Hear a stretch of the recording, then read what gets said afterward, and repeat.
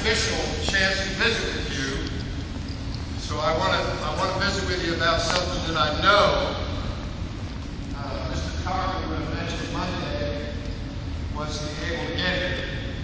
And usually when he talks to you about choices, because some of you are getting to the age where you get to make more and more and more of your own choices. Some of you are going to have to wait a while, but you're eventually going to get there. And choices are important, and when I think about that, one of the things I think about is something that happened to me 35 years ago on the beach in Ocean City, New Jersey, where an old high school, grade school friend of mine was sitting on the beach, and I went up and I asked him, Mike, how are you? Fine. How you been? Fine. What's been going on in your life? Well, and then he told me this story. So I want you to hear the story, because it's about a very important choice. He said Mike made his living racing power boats. Now, 40 years ago, on television, once a weekend, you could watch these high-powered 500 horsepower boats scoot around Lake Michigan or Lake Huron or Long Island Sound or something, sending great big rooster tails of water into the air. Has anybody here ever seen anything like that? I did. Well, one or two of you, but not very many. Well, these boats can reach 200 miles an hour, and they're bouncing over open water. And Mike was in one, and it got airborne and started to flip. And as it tumbled end over end, he hit the ejection button in his seat, and the jets that are in there, rockets, shot him out of that boat and fired him straight down. The boat was upside down into Lake Michigan, wearing a fireproof suit and a life vest and a helmet. So now he's in the water, and he's telling me this. I played basketball and football and baseball with Mike. Tremendous athlete, tremendous competitor. He said, I found myself in the water, and I started to swim like crazy. And I'm running out of oxygen, and I'm starting to feel like I've got to get it going. And I'm still under the water. And just before I panicked, said I realized I was working as hard as I've ever worked at anything in my life. I was fighting to survive, and I had no idea what direction I was swimming in. The man had been tumbled in the air and shot into the water. Well, I've been a lifeguard. I've seen drunks swim down. Now, he wasn't drunk, but he was short and confused. I'm sitting on the blanket with my wife. I said, Mike, what'd you do? He said, I stopped. And I listened. That's his word. He said, I listened to my life vest. And he said, my life vest began to take charge of me and lift me in the right direction. That's what a life vest does.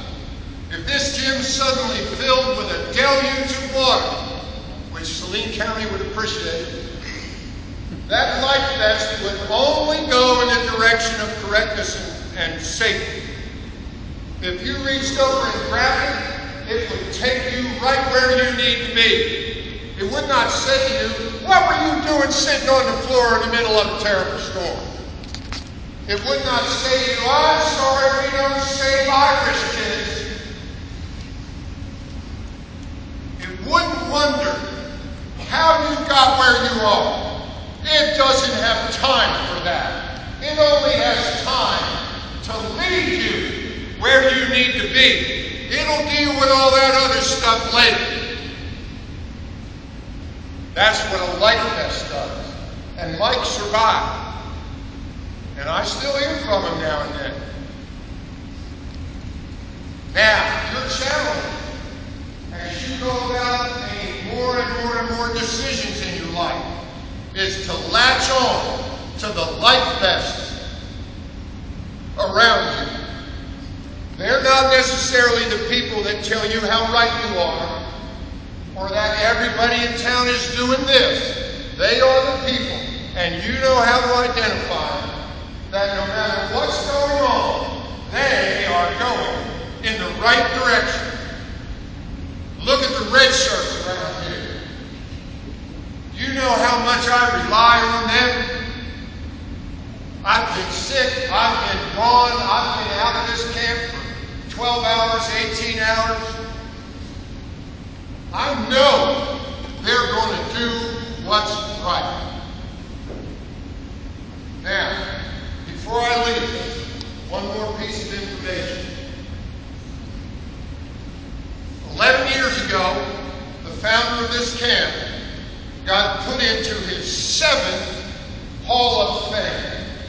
It was the NAIA, the National Hall of Fame in Missouri. And my daughter and my wife and I, and Mr. Collins, went to that ceremony. And we were honored guests on the riverboat down on, or the paddle wheel boat, down on Lake the Ozarks. All the NAIA National Championship basketball teams gathered there, 32 teams, hundreds and hundreds and hundreds of people, and I'm sitting on the balcony.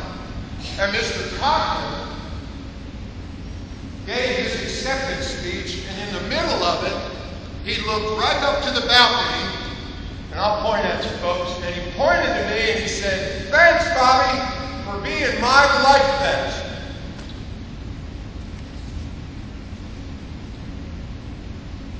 Well, I won't tell you it was emotional, but it taught me this. Having lifeguarded for years, I know at the end of the day, you get all the life preservers, and you take them over, and you hang them on the shack. If you're on the beach in New Jersey, it's a shack. You see, life vests tend to hang out together. You can find them in groups if you look, and if you hang out with them,